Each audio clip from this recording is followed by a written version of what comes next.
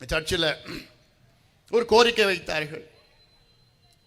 வன்னியர் கிறிஸ்துவர்களுக்கு அவர்கள் எம்பிசி பட்டியலில் சேர்க்க வேண்டும் என்ற கோரிக்கை, நியாயமான கோரிக்கை.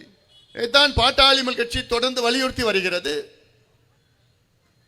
இந்திய அரசியல் சாசனத்தில் எங்கேயுமே மதம் அடிப்படையில் இடஒதுக்கீடு கொடுக்கணும், நலத்திட்டங்கள் கொடுக்கணும்னு எங்கேயுமே இல்லை.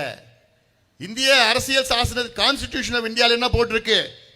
கல்வியிலும் சமூகத்திலும் பின்தங்கிய நிலையில் இருப்பவர்களுக்கு நீங்கள் இடஒதுக்கீடு வழங்கலாம்.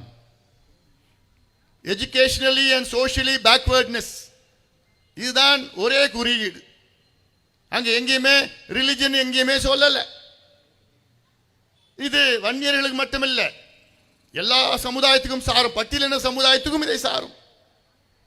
ஆனால் ஏதோ விதிகள் வைத்து கிறிஸ்துவர்களாக மாறினால் உடனே இதில் இடஒதுக்கீடு கிடைக்காது.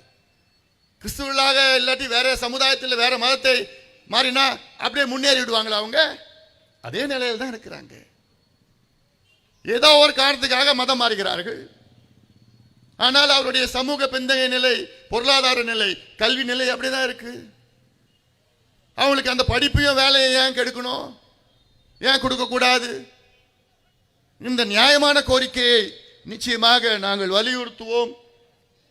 உங்களுக்கு ஆதரவாக நிச்சயமாக நாங்கள் இருப்போம். அதற்கு தேவைப்பட்டால் போராட்டம் செய்வோம்.